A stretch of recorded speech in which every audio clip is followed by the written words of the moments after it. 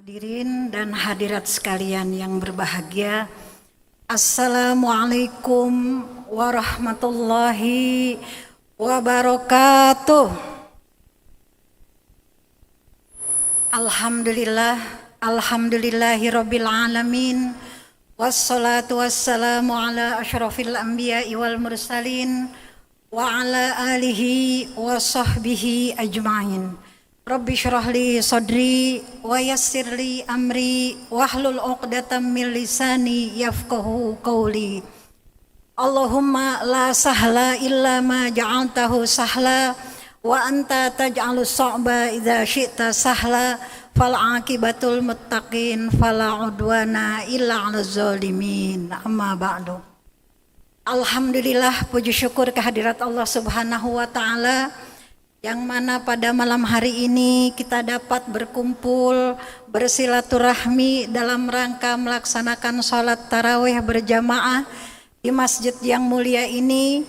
Semoga Allah memberkahi kita semua dan memudahkan urusan kita semua, dan kita diberikan kesehatan oleh Allah Subhanahu wa taala. Amin ya rabbal alamin. Sidang tarawih yang dimuliakan Allah, pada malam hari ini saya akan ceramah saya tentang keutamaan tadarus dan tadabbur Al-Quran. Bulan Ramadan adalah bulan yang diturunkan oleh Allah Al-Quran, dan di dalamnya juga ada nuzulul Quran. Maka selain dari bulan Ramadan dinamakan juga Syahrul Quran, bulan Al-Quran. Al-Quran adalah kitab suci yang Allah turunkan sebagai panduan hidup kita di muka bumi ini. Allah memberikan petunjuk bagi kita. Apakah kita ingin mengikuti petunjuk Allah atau menyimpang dari petunjuknya?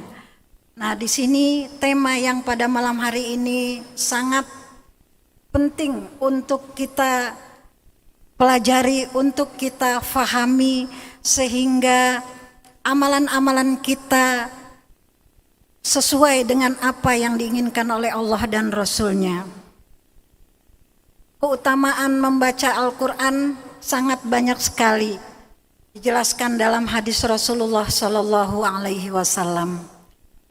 Tadarus berasal dari kata darosa yadrusu, kemudian kata tadarus ditambahkan tak menjadi tadarosa yatadarosu, artinya saling mempelajari. Di sini yang dimaksud dengan tadarus dengan asli dari kata bahasa Arab tersebut adalah merupakan suatu kelompok, baik lebih dari suatu orang, baik dua orang ataupun lebih. Di sana ada seseorang yang memperbaiki bacaan kita, kemudian juga membenarkan makharijul huruf kita. Kenapa? Karena kadang kita membaca Al-Quran salah makhraj, kemudian juga membaca Al-Quran panjang pendeknya atau tajwidnya salah, dan ini sangat fatal sekali. Kenapa? Karena apabila panjang pendek atau makhraj huruf itu salah kita ucapkan, maka akan salah arti. Sebagai contoh misalnya kita membaca dalam surat Al-Fatihah itu Alhamdulillahirabbil alamin dengan ain. Ain itu ada di tenggorokan. Tapi ada yang membaca Alhamdulillahirabbil alamin dengan hamzah. Itu udah beda arti. Ada lagi yang membaca Alhamdulillahirabbil alamin. Itu lain lagi. Itu ada yang memang udah diperbaiki, Rabbil alamin, masih tetap Rabbil alamin, itu udah diserahkan kepada Allah. Nah, sekarang apa arti Rabbil alamin dengan ain dan Rabbil alamin dengan hamzah? Kalau dengan ain Rabbil alamin itu artinya Tuhan seru sekalian alam. Tapi kalau Rabbil alamin artinya Tuhan orang-orang yang sakit. Jadi artinya jauh sekali. Makanya kita masih diberikan kesempatan oleh Allah Subhanahu wa taala, diberikan kesehatan, banyak peluang untuk kita untuk meraih bulan yang mulia ini, meraih pahala yang begitu besar yang Allah berikan pada bulan ini. Rasulullah Shallallahu Alaihi Wasallam bersabda, Al-mahiru bil Quran ma'as safaratil kiramil bararah wallazi yatata'u fihi falahu ajran. Orang yang mahir membaca Al-Quran maka ia bersama para malaikat. Kemudian orang yang terbata-bata membaca Al-Quran maka dia mendapat 2 pahala.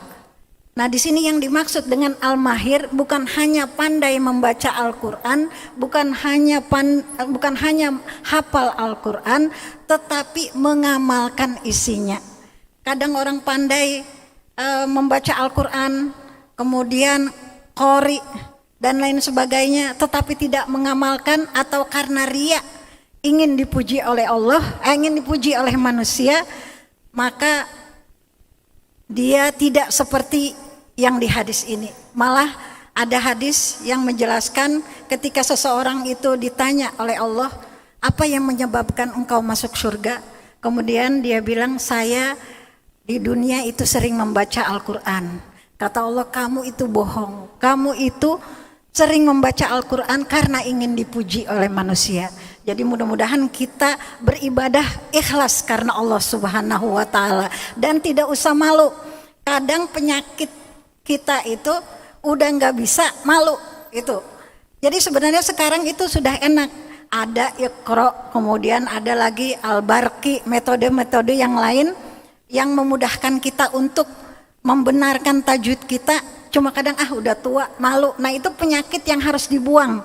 Karena malu dalam belajar itu bukan pada tempatnya. Kalau malu itu kita dalam hal yang dilarang oleh Allah kita mengerjakan, kita malu. Tapi kalau kita belajar untuk memperbaiki bacaan Al-Quran kita, itu malah terpuji. Ya, Bapak Ibu sekalian yang dirahmati Allah Subhanahu wa Ta'ala. Kemudian orang yang membaca Al-Quran itu banyak sekali keutamaan. Di antaranya adalah Al-Quran itu merupakan syafaat. Jadi Al-Quran itu jangan dianggap oleh kita itu dia mati, tapi dia itu hidup. Karena nanti pada hari kiamat Al-Quran itu kita mau baca sudah tidak ada lagi. Dia hanya lembaran kertas putih, tulisannya sudah tidak ada lagi. Kemudian juga pada hari ketika kita meninggal dunia, kemudian dikubur, dia akan menjaga kita. Ketika datang malaikat yang ingin menghukum kita, kemudian menjawab bahwa orang ini, kaki itu menjawab sering untuk dipakai ke masjid mempelajari Al-Quran atau ke tempat-tempat yang baik untuk mendengarkan tausiah agama. Jadi dia akan melindungi kita baik di atas kepala kita ataupun di bawah kita. Kemudian juga membaca Al-Quran itu kita akan mendapat ketenangan. Jadi kalau orang yang membaca Al-Quran merasa tidak tenang malah gelisah, berarti harus diperhatikan ada apa. Karena di dalam hadis, di dalam Al-Quran itu Allah berfirman, wa nunazzilu minal Qur'an ma huwa shifaa'u wa rahmatun lil mu'minin wa la yaziduz zalimina illa khasara. Dan kami turunkan Al-Quran yang mana ia merupakan sebagai syifa, penyembuh dan rahmat bagi orang yang beriman, dan tidak bertambah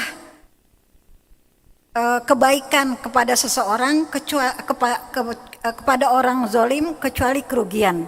Jadi kalau orang yang beriman itu dengan mendengarkan Al-Quran atau membaca Al-Quran atau mempelajari Al-Quran atau mentadabburi Al-Quran, maka ia akan mendapatkan ketenangan. Ini juga diteliti oleh peneliti di Amerika, namanya Dr. Al-Qodi, dikutip dalam artikel ilmiah Felilianto UIN Bandung. Melalui penelitian yang panjang dan serius di klinik besar Florida, Amerika Serikat, berhasil membuktikan bahwa hanya dengan mendengarkan ayat-ayat suci Al-Quran, baik bagi mereka yang bisa bahasa Arab ataupun tidak, dapat merasakan perubahan psikologis yang sangat besar. Ini melalui penelitian. Ini sebanyak baca Al-Quran dapat mendatangkan ketenangan 97%. Subhanallah, orang di luar Islam pun bisa merasakan ketenangan dan tidak mengetahui bahasa Arab sebanyak 97%. Ini penelitian ditunjang dengan bantuan peralatan elektronik untuk mendeteksi tekanan darah, detak jantung, ketahanan otot, dan ketahanan kulit terhadap aliran listrik. Dari hasil uji cobanya, ia berkesimpulan bahwa bacaan Al-Quran berpengaruh besar sebanyak 97% dan dapat melahirkan ketenangan jiwa. Di samping juga dapat menurunkan depresi, menurunkan kesedihan, menurunkan ketenangan jiwa, dan menangkal berbagai penyakit. Jadi kalau bapak-bapak, ibu-ibu merasa gelisah, merasa capek, kita tinggal setel aja ayat Al-Quran. Saya kadang itu kalau capek baca, yaudah sambil baring kita dengarkan. Insya Allah hati kita menjadi tenang, karena itu merupakan janji dari Allah Subhanahu wa Ta'ala bahwa Al-Quran itu merupakan syifa, warahmah, dan rahmat bagi orang-orang yang mendengarkan, membaca, apalagi mempelajarinya, apalagi mentadaburi isi daripada Al-Quran. Bapak-bapak dan ibu-ibu yang dirahmati Allah Subhanahu wa Ta'ala, kemudian yang akan kita bahas selanjutnya tentang tadabbur Al-Quran. Tadabbur Al-Quran ini adalah merupakan tujuan utama dari kita membaca Al-Quran. Karena banyak orang membaca Al-Quran tapi pertama tidak tahu artinya, kemudian tidak mendalami apa maksud dari tujuan Al-Quran. Sehingga banyak istilah-istilah yang kadang di luar akal kita. Misalnya gini, contoh STMJ, sholat terus maksiat jalan. Atau misalnya baca Quran terus tapi maksiat jalan terus gitu. Nah itu kan harus dipertanyakan. Semestinya orang yang membaca Al-Quran, dia itu akhlaknya lebih baik. Misalnya kita ambil satu ayat, Allah Subhanahu wa Ta'ala berfirman, Innas sholata tanha 'anil fahsya'i wal munkar. Sesungguhnya salat itu mencegah perbuatan keji dan mungkar. Tapi kita lihat ada orang yang masih salat tapi hatinya tidak bersih, masih syirik, masih dengki, kemudian masih kotor, masih suka berbohong. Terutama yang rumah tangga, yang sudah punya istri, atau yang sudah punya suami dan lain sebagainya. Atau misalnya seorang pedagang yang semestinya dia itu jujur, tapi banyak orang-orang yang mengurangi timbangan. Padahal di Al-Quran sudah jelas itu wa auful kaila wal mizan, dan hendaklah kalian itu menyempurnakan timbangan. Tapi kadang kita beli misalnya buah sekilo, tahu-tahu sampai rumah 800, tidak sampai 1 kilo. Padahal yang jual itu orang muslim dan dia sholat dan dia itu membaca Al-Quran. Jadi di mana letak dia memahami dari isi Al-Quran itu. Makanya kalau tadabbur ini yang pertama, tadabbur itu artinya memahami secara mendalam apa yang diinginkan oleh Al-Quran. Jadi semakin orang itu mendalami apa yang ada di Al-Quran, semakin takut dia kepada Allah. Sama dengan kita puasa, tujuan kita puasa adalah agar kita menjadi orang yang bertakwa. Tapi kalau malah sebaliknya dipertanyakan. Nah disinilah kita ada dua yang harus kita lakukan ketika kita mentadaburi Al-Quran. Yang pertama, kita merasakan bahwa Al-Quran itu berbicara langsung kepada kita dan kita sebagai orang yang diajak bicara. Sehingga ketika Al-Quran itu berbicara tentang sesuatu, misalnya tentang larangan atau tentang perintah, misalnya aqimus sholah, dirikanlah sholah, wa atuz zakah, dan bayarlah zakat. Di sini kita setelah mengetahui, karena kita mau mentadabur belum tahu artinya kan sulit kan gitu. Tahu artinya kita pikir, apakah saya ini sudah sholat? Sholat sudah. Apakah saya sudah membayar zakat? Zakat sudah. Atau perintah-perintah yang lain kita sudah. Maka kita fahamidallah, maka hendaklah engkau bersyukur dan memuji Allah. Alhamdulillah saya telah melaksanakan apa yang Allah perintahkan. Akan tetapi kalau kita belum melaksanakan, maka hendaklah kita memperbaiki dan kita bersegera untuk melakukan. Di situ makanya perlu kita beristighfar dan bertobat sehingga kita melaksanakan imtisal awamirillah. Artinya kita melaksanakan apa yang diperintahkan oleh Allah dan Rasulnya. Kemudian ketika kita membaca ayat-ayat yang Allah melarang kita untuk melakukannya, misalnya la taqrabuz zina, jangan kalian dekati zina, kita renungkan, ya Allah melarang kita untuk berzina, apakah saya selama ini sudah mengikuti larangan Allah? Apabila sudah kita bersyukur, alhamdulillah ya Allah saya sudah terhindar dari zina. Ya Allah tolong jadikanlah saya istiqomah dalam melaksanakan larangan-Mu. Tetapi apabila tidak, maka kita bersegera untuk melakukan apa yang untuk menjauhkan apa yang dilarang oleh Allah Subhanahu wa taala. Yang kedua, dalam mentadaburi Al-Qur'an, kita hendaklah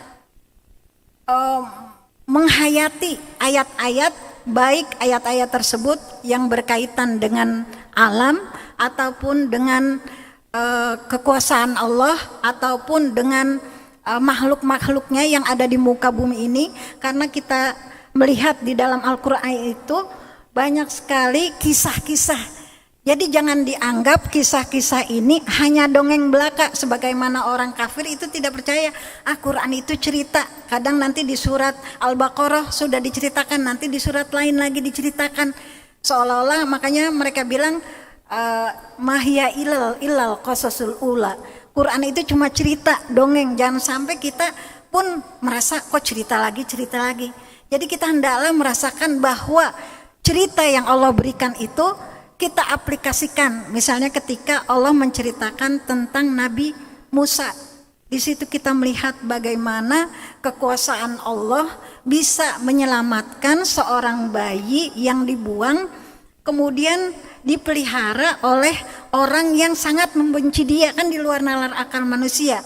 Nabi Musa itu sangat benci sekali kepada bayi yang baru lahir, tetapi Nabi Musa ketika melihat bayi yang diberikan oleh istrinya Fir'aun, yaitu Asyah, dan ingin memelihara anak itu, langsung luluh. Nah di sini kita bertadabur, oh ternyata Allah itu bisa menundukkan seseorang yang begitu keras, yang begitu kejam, sehingga hatinya luluh, bahkan menjadikan dia sebagai anaknya.